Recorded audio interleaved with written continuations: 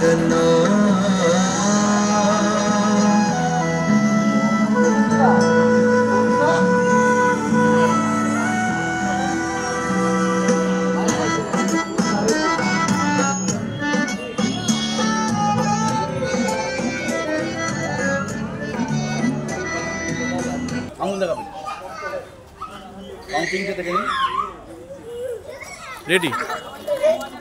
नमस्कार उत्तर कलकातार प्रदीप कुमार दा এই মুহূর্তে আমি রয়েছি বেলঘরিয়া অঞ্চলে।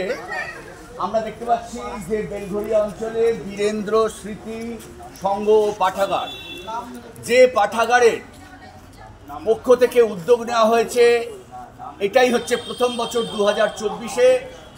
আমরা দেখতে পাচ্ছি এই বীরেন্দ্র স্মৃতি সংঘ পাঠাগারের প্রথম বছরের এই সন্ধ্যাকালীন সময় এই মাঠেতে বহু রথ এসেছে, দেখতে পাচ্ছেন। আমরা প্রত্যেককে দেখাবো রথগুলো এসেছে এবং this is the first year, এটাই হচ্ছে প্রথম বছর একটা আমরা প্রতিযোগিতা করছি, এই বছরই প্রথম। যদি এটা ব্যাপক সাড়া পেয়ে যায়, আগামী বছর আমরা কথা দিচ্ছি বড় করে এই বীরেন্দ্র স্মৃতি সংঘ পাঠাগার তারা বিরাটভাবে করবেন এই রথের প্রতিযোগিতা। আজকে প্রভু জগন্নাথ দেবের রথযাত্রা উৎসব। যদিও আমরা জানি রথ মানে একটু বৃষ্টি, যদিও সকাল থেকে মেঘ করেছিল, কিন্তু ঈশ্বরের কৃপায় মেঘ এখনও আমাদেরকে যাকে বলে ভয় দেখায়নি।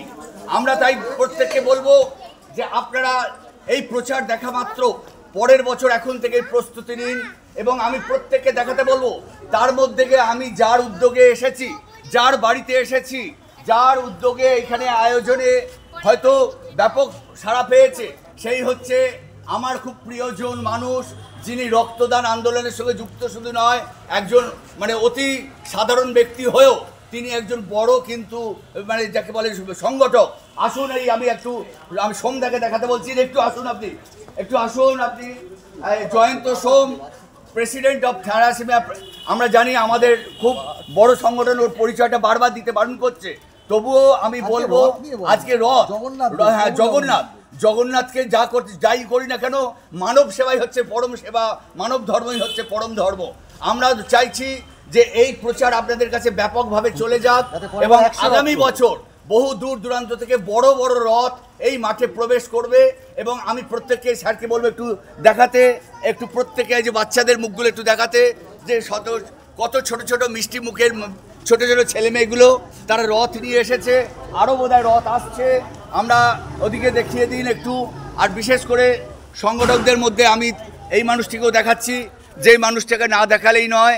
আমরা তাই দেখতে পাচ্ছি, একটু আপনি ওপরে একটু গিয়ে একটু এটা দেখিয়ে দিন, ওই যান, এটা নিয়ে যান খুব সাবধানে, ওটা আটকে নিন।